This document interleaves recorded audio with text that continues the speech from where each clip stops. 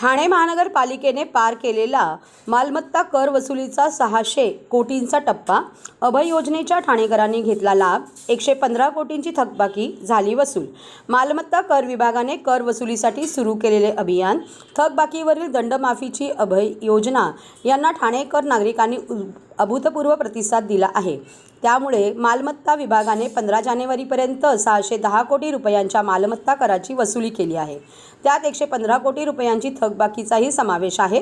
15 डिसेंबरपासून लागू करण्यात आलेल्या थकबाकीवरील दंडमाफीच्या अभय योजनेलाही चांगला प्रतिसाद मिळाला असून अभय योजनेच्या काळात 48.64 कोटी रुपयांची थकबाकी वसूल करण्यात मालमत्ता कर विभागास यश मिळाले आहे।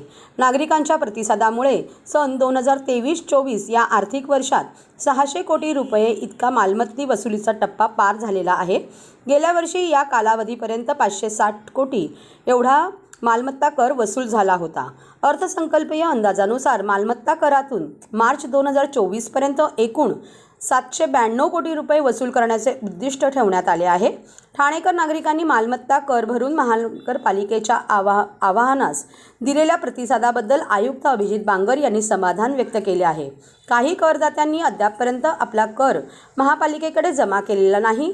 मालमत्ता कराची देयके विहित पद्धतीने मालमत्ता धारकांकडे पोहोचवण्यात आली असून विहित मुदतीत आपला मालमत्ता कर भरणे आवश्यक आहे।